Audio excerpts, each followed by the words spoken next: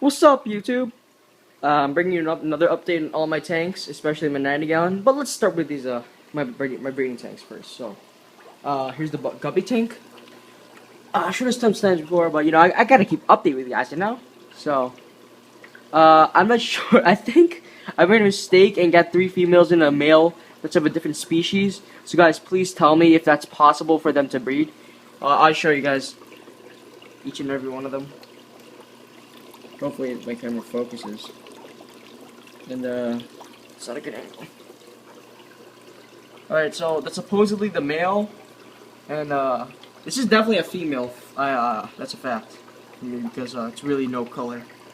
This one, I think is I'm supposing this one's a female and this one's a male. Over here too, but I don't know. It looks like a female to me too. So, yeah, this is the guppy tank. 4 guppies right now. I'm thinking about adding just another one fancy guppy that is for sure a male and has like excellent colors, like full bright whatever color. And yeah, hopefully that works. The water quality in this tank is pristine. As for like test readings, I'm not sure because I don't believe. I mean, I know test kits are essential, but I believe you can get through the hobby without them. It just really helps and comes in handy if you guys want to know your water parameters when you really want to know them. But sometimes I get into situations where I think my water parameters are pretty bad, but you know what? My fish survive through them, and yeah. Up here, my convict breeding tank.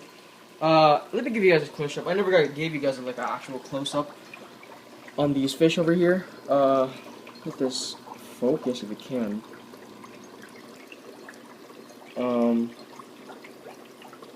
There we go. That's pretty good focus. That is supposedly my female, I think, because look, see the red on her, and she's moving over there. And this is my, I think this looks like my male. Pretty good. Yes, I removed the rock here just because I attempted to aquascape the or hardscape the 90-gallon with it. God, this is not focusing, but yeah.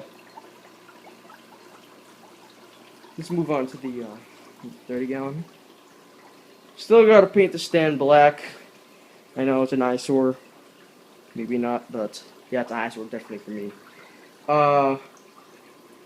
First of all, I made a terrible mistake putting the Oscar in here first because it got beat up so bad I had to return it and say that it banged itself up. So PetSmart gave me a refund, obviously, and yep, that was really dumb of me though because I knew that it would be a cichlid to cichlid battle, and yeah, I also beat up these Garamis pretty good. Let me focus in.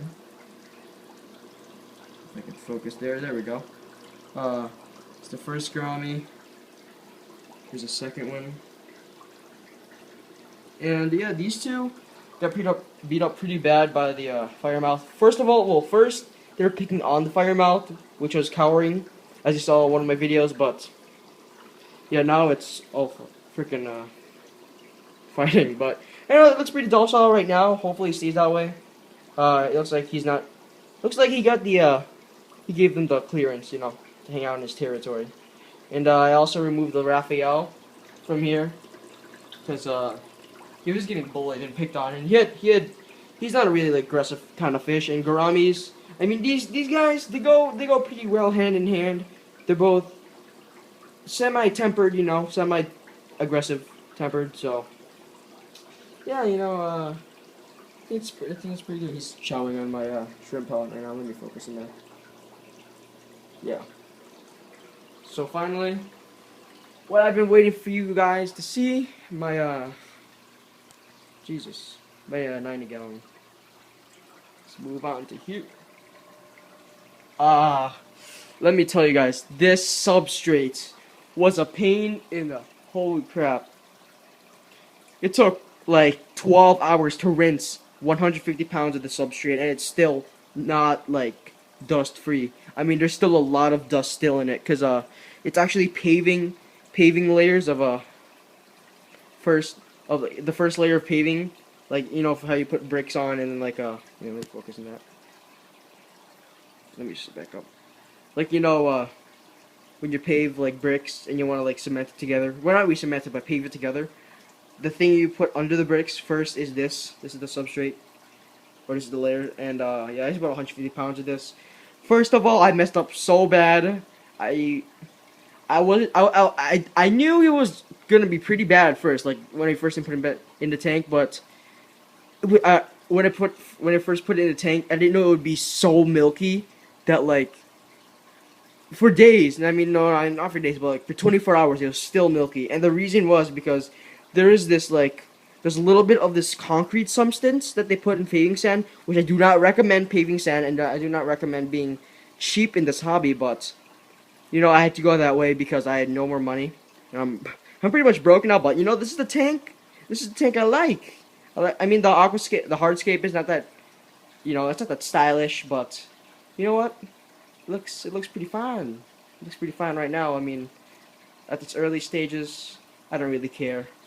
I'll probably get into like more hardscaping after a while. So I don't know. What do you guys think? I'm thinking about removing this rock. Wow, this camera does not focus for a while. And I'm thinking about this hardscape and this leaving this whole side free to roam by the fish, for the fish. So yeah, that's just my thoughts. I think I might remove that after this video. It's kind of an eyesore. It's like a giant lump of rock. I don't know. So yeah, tell me what you guys think. I put some Nutrifin Cycle in here, which pretty much cycled the tank overnight. I know it's not like actually cycle, but put a lot of bacteria, beneficial bacteria, into the filters and into the rock and stuff. So yeah, I mean it should be fine. Let me go show you guys the Raphael if I can find him. Oh yeah, I finally heard his first squeak. He was squeaking when I put him out of the tank, so yeah, that was pretty cool. There he is. There's a Raphael. I made this little cave on purpose so that he could hide in there. But just let me focus in there. All right, so yeah, that's him, guys. Hopefully, look at a bit bigger. He's been this size because he's in 30 gallons. So hopefully he's not that stunted. And he's a little bit with fins because obviously from the fire mouth. And yeah, I mean all is going pretty well. Let me show you guys the Oscar if we can get it. Probably can barely see him through this like cloudy water, but let me try to focus in on him. You can probably see a little bit of his tail. Let me try to get a better view. There we go. That's a lot better. That's him. He's real beat up because I got the second one, and I had no place to put him. I know I should have waited, but I had no time over the weekend, so I would have to wait one whole week, which is obviously not bad. But I'm really impatient. So yeah, his top fin on his dorsal, his tail was nipped off before, but I didn't put him in the 30 gallon, put him in the 10 gallon with the convex to start with, and I think it was a good decision because he didn't really get beat up there, except there's some sharp rocks in there and he banged himself up on the head pretty good, so I still got to heal him up pretty good, and hopefully he makes it through, and I'll have to make a second return. That's gonna be kind of awkward, like my second fish died too, so I'm gonna have to get a new one again. I mean, that's kind of ridiculous. Even, yeah. Sorry about that. So, yeah, that's the Oscar, and hopefully he'll come out a little bit more later on. Probably. So, yeah, I hope you guys enjoyed the video. I still gotta put the top on. I still gotta cut this egg crate up into the right dimensions. I pretty much went ghetto with the substance and the substrate and the cover because both from Home Depot and not meant for. I mean, you can't really say anything's meant for fish tanks.